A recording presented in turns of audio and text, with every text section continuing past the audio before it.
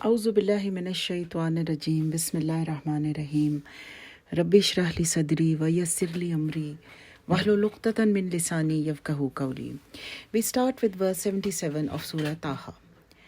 It says, "We sent our revelation to Musa, saying, 'Set forth with my servants at night and strike the sea without fear of being overtaken by Pharaoh and without any fear while passing through the sea.'" Now, after the episode of Pharaoh being defeated on the day of the festival, Allah Ta'ala still did not give up on him. And many different kinds of punishments were sent on Pharaoh and his people. It was the punishment of famine, locusts, frogs, blood, and many other. And each time Pharaoh requested Musa alayhi salam to pray so that the azab would go. And then he said he will believe, but every time he went back from his promise. Now, Pharaoh had been given more than enough chances. He did not believe by miracles, by logic, by punishment. He remained as obstinate and as stubborn as ever. Now it was proved in every way that Pharaoh and his nation have got left no khair in them, and they are worthless people who have no value in Allah's eyes. So the time of the final punishment came near, and Allah subhanahu wa ta'ala commanded Musa alayhi salam to walk out with the believers. These included not only the Bani Israel, but also the Egyptians who had believed. The time of departure was night, so all the believers gathered in an appointed place at that time. The destination was Palestine, their homeland, and route was the sea. And Allah subhanahu wa ta'ala reassured Musa alayhi salam that do not fear that how you are going to cross the sea.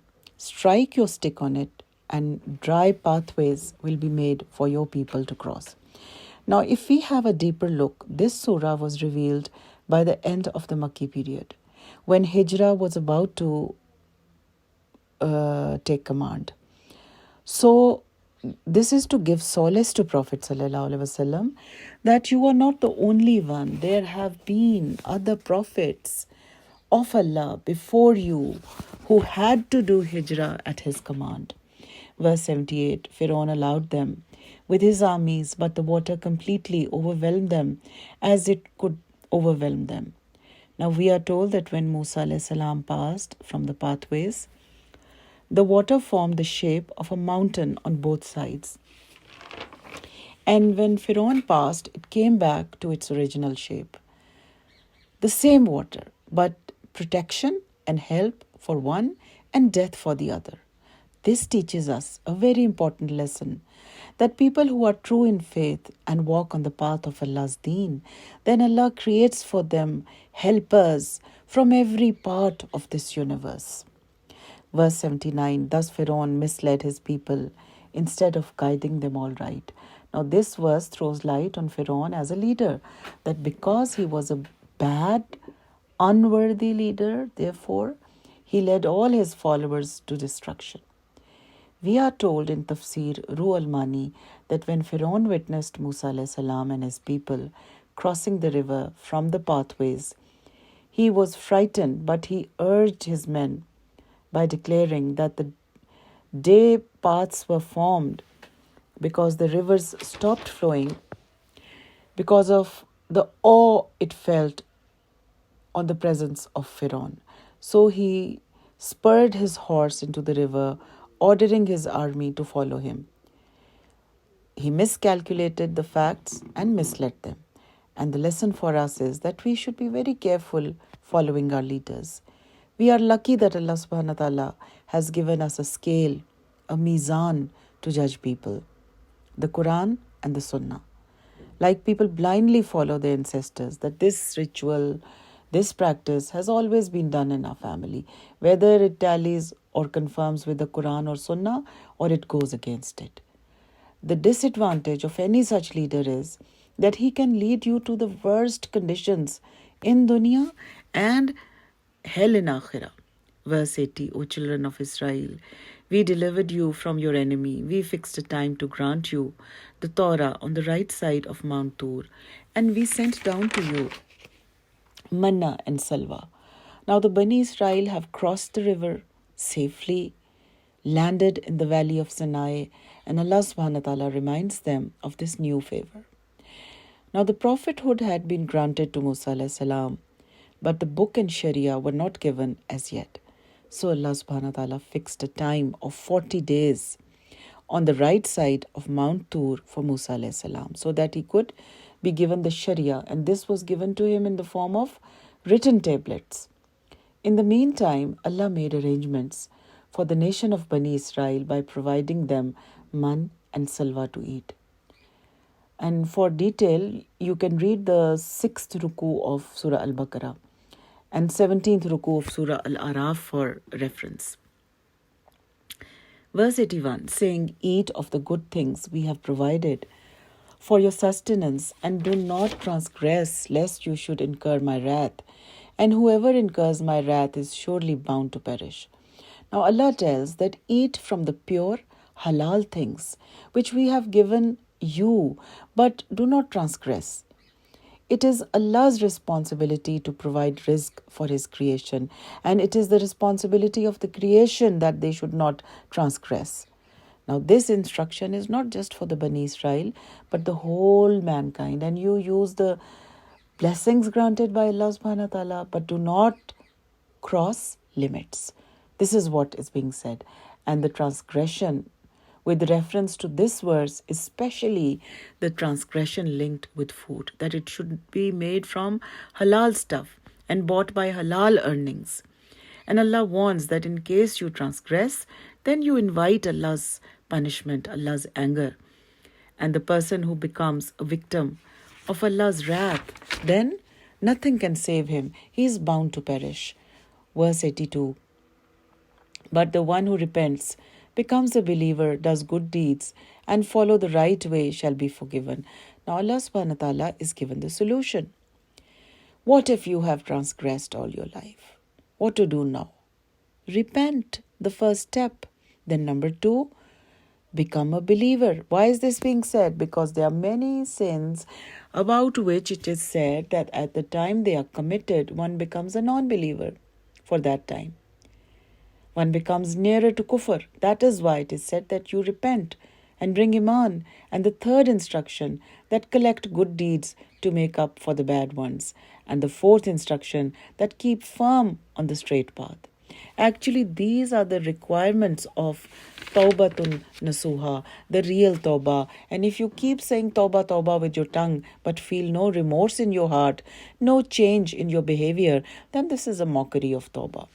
Verse 83, when Musa came to the Mount Tur, Allah said, but why have you come with such a haste ahead of your people, O Musa?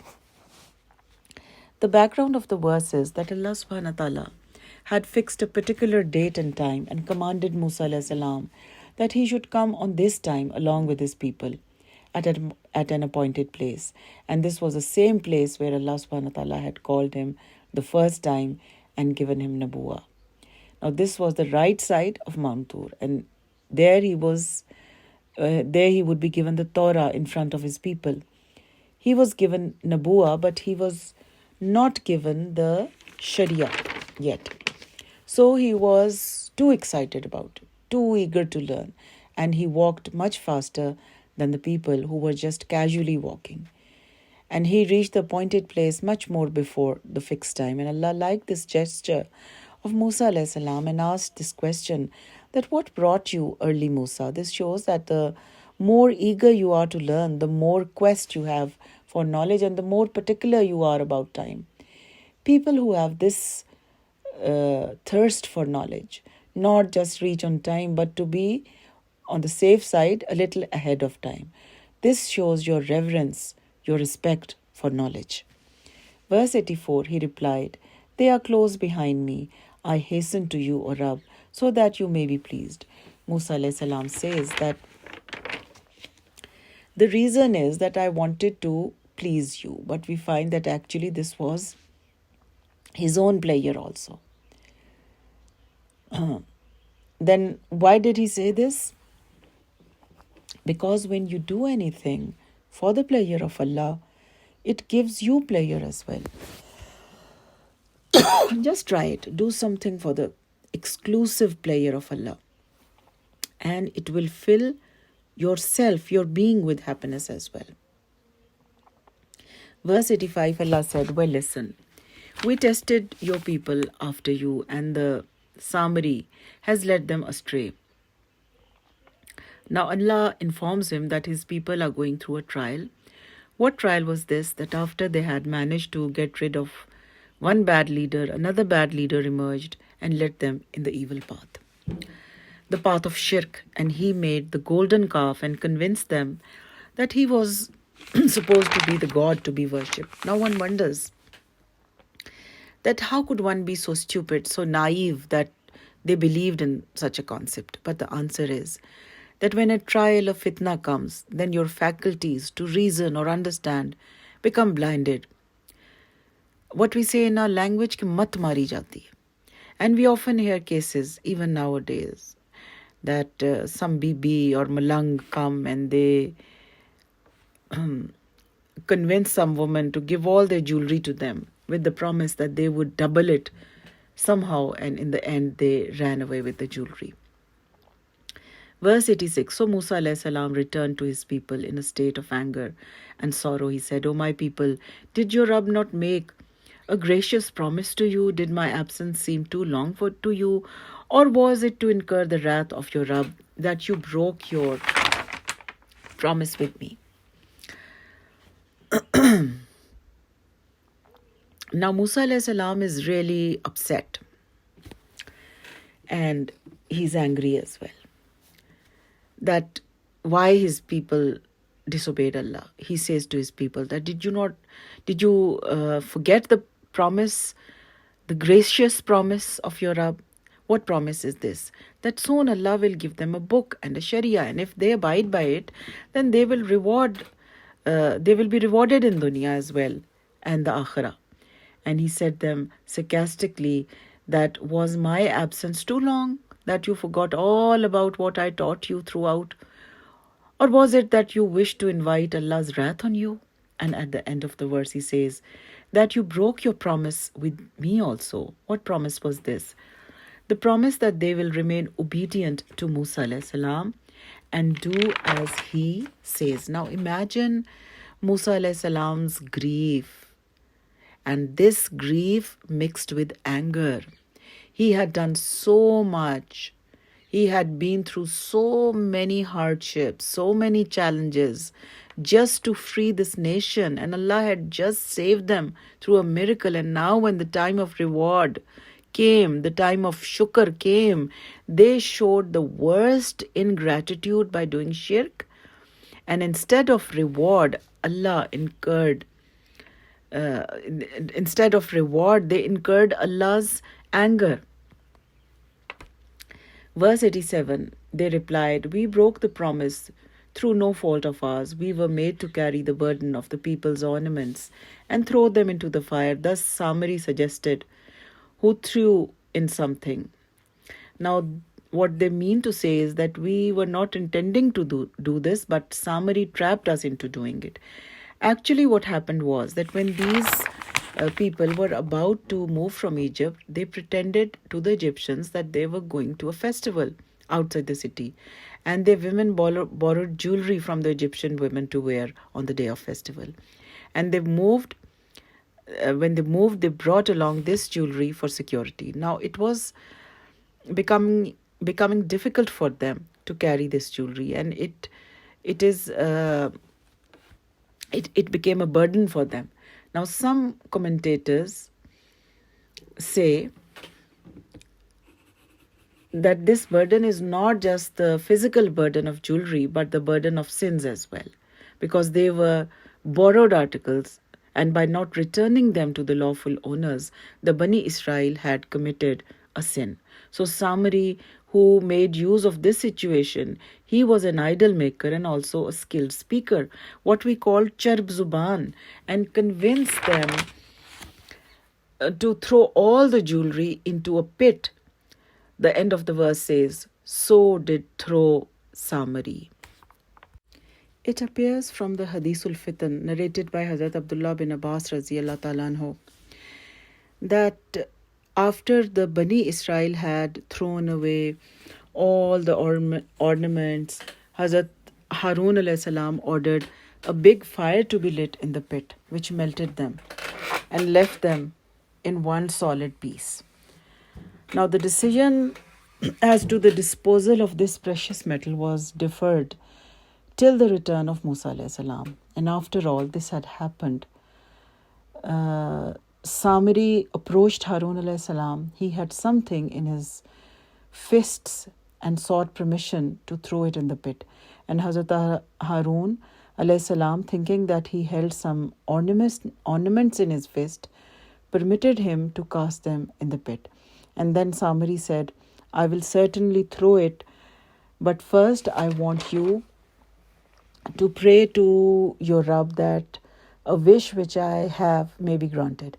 And Harun alayhi salam, unaware of the evil which he planned, prayed to Allah in his behalf. And Samiri opened his hands and threw what he held in the pit. And it was not ornaments but only dust from under the hoof marks of the horse of Jibreel alayhi salam, which Samiri had collected after he observed signs of life appeared in the dust under the hoof marks of the horse.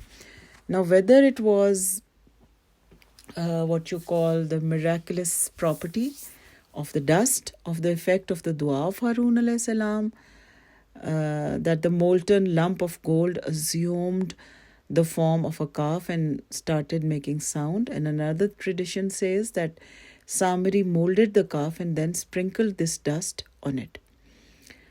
Verse 88, and forged a calf in the shape of body, which produced the mooing sound. Then they cried out, this is your God and the God of Musa, but Musa forgot to mention it to you. So this was how he trapped and misled those people. Verse 89, what? Could they not see that it did not respond to them and that it could neither harm them or help them? Now the excuse put forward by the Bani Israel before Musa alayhi salam for their evil deeds is rejected. Allah subhanahu wa ta'ala points out to them their folly, that even if the calf had life and it had made noise, would that be sufficient reason to adopt it as the object of their worship? And they were all unaware that it could not answer their prayers. They were all aware that it could not answer their prayers, and nor had the power to harm them or benefit them was in the calf. Verse 90, Harun had already told them, O my people, this is but a test for you, for verily your Rabb is the Rahman, so follow me and do as I command you. Now when Musa alayhi salam left Harun alayhi salam, Harun alayhi salam remained with the nation, and he tried with the best of his abilities to convince the Bani Israel to not to indulge in shirk. Verse 91, they had replied, we will not abandon its worship until Musa's return. Now this shows that these two brothers, Musa and Harun alayhi salam, had different personalities. Musa alayhi salam was strong, aggressive, bold and influential, whereas Harun alayhi salam had a mild nature and the sort of a person who would not handle things with aggression. So usually people get away with a person who has this mild personality, and they were afraid of Musa alayhi salam. That's why they said that we will keep on doing what we wish till Musa comes.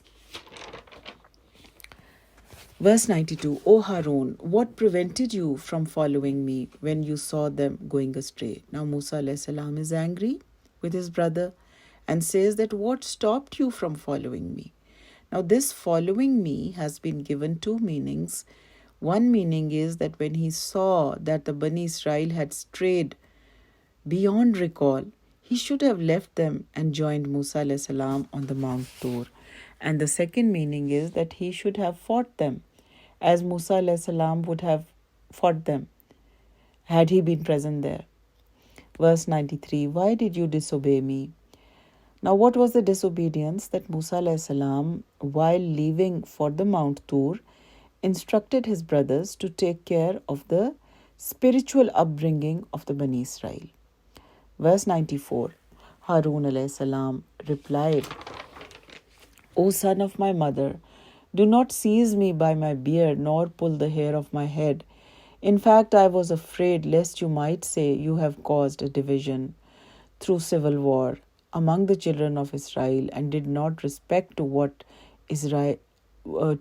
I said to keep peace. Now Musa alayhi salam was angry with his brother, not just verbally, but physically as well. After he had reacted, now Harun alayhi salam explains his position, his point of view. He explained that he tried his level best to stop these people from shirk, but they were so mad in excitement that his words had no effect on them. So, as wisdom demands, he stopped at this stage and left them in their state as they were. Like, for example, you are trying to convince someone about something, and that person becomes aggressive and non-receptive, then you have no choice left other than to leave him at that particular time and wait for when he cools down and becomes receptive. Because you see, there is no use banging your head on the wall. So Harun alayhi salam thought that when Musa alayhi salam would come back, then he would both of them would join, and both would convince them to stop their ways. Now the verse says that if Harun alayhi salam would have continued with the argument, then a civil war would have broken. Now this needs a bit explanation, that after the mischief of the calf worship and Harun alayhi salam explaining them the truth, they split into three groups. Number one, people loyal to Harun alayhi salam, who refused to be misled by this fellow Samari. Number two, those who adopted calf worship but said that if Musa alayhi salam on his return forbade them, then they would give it up. And number three, people who believed that Musa alayhi salam would approve of their action and would join them in calf worship. And in case he did not, then they themselves would never give up their new faith. So Harun alayhi salam felt that an action on his part would have caused a permanent split among the Bani Israel, and they would have been divided into fractions, and a civil war would have started. So this would have been a fitna, and sometimes while doing a good work, you have to stop to avoid the fitna. And he thought that he would wait for Musa alayhi salam to come, and then they would take the proper measures. Verse 95, then Musa addressed Samari. Now, what you have to say about this, O Samari? So after questioning Harun alayhi salam, Musa alayhi salam investigates Samari, something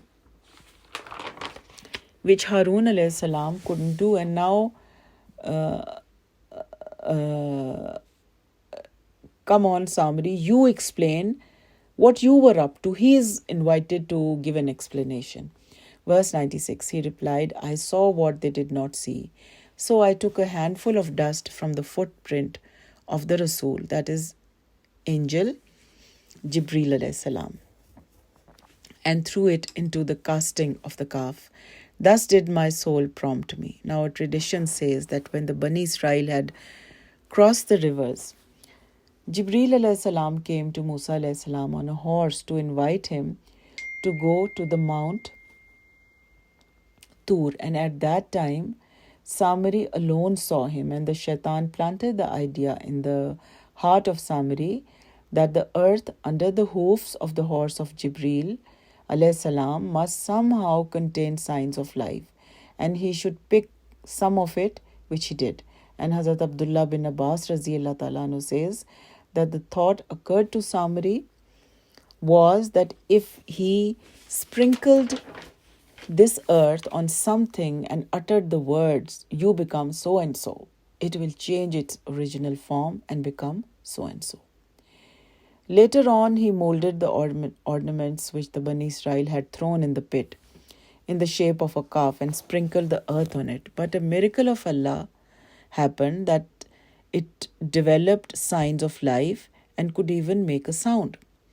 Now, these details of summary are given in a hadith called the Hadithul Fatun by Hazrat Abdullah bin Abbas Raziyallahu Ta'ala anhu.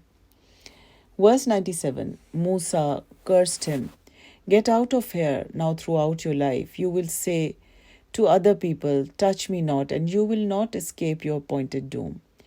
Behold, this God to whom you had become a devoted worshipper. We will burn it and scatter its ashes into the sea." So Musa alayhi salam cursed him and gave him what we call badwa, and some traditions say that because of this curse, if anyone touched Samari, both the parties came down with a fever. Thus he spent all his life hiding from people, and whenever he saw someone approaching him, he would call out, "Do not touch me." Other traditions say that he got the worst forms of leprosy, that people ran away from him, wallahu alam. But anyhow, there was something which hindered people from getting into contact with him, and he spent the rest of his life away from social contact like a wild animal. And then Musa alayhi salam put an end to the calf by burning it into ashes and throwing it in the sea. And this teaches us that smashing the object of false worship is commendable. He did not say that this is gold after all and we might be needing it in future and it's not being worshipped anymore. No, he just threw it away. Verse 98, then he addressed his people, "O my people, your only God is Allah, other than whom there is no God. His knowledge encompasses everything." Now this verse is a summary, the theme or the outcome of the story of Musa alayhi salam. That your God is only Allah, not Firaun, not the calf, not anything else in the world. Why? Because just as in order to be eligible for a certain post, you have to have specific qualifications. If you do not have those qualifications, then you are not eligible. So for an ilah, a necessary condition or requirement is that he has complete knowledge of everything, the hidden, the apparent, the past, the present. And this quality only belongs to Allah subhanahu wa ta'ala and no one else. Even the human geniuses can specialize only in one branch of a field of knowledge. For example, in the subject or field of medicine, even if you go to a highly capable doctor, if he is not a specialist in your particular case, he will at once refer you to another specialist. And this is the case of every field of knowledge. Leave aside all other astonishing qualities of Allah subhanahu wa ta'ala. Only just this one quality is enough for him to be an ilah.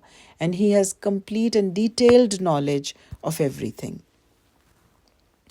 Verse 99, thus do we relate to you, O Muhammad, some of information of the past events, and indeed we have sent you this reminder from our own self. Now Allah says that because of this knowledge we are giving you, you are getting information of the past events, and because of this knowledge we gave you this Quran which is a masterpiece of knowledge, of wisdom.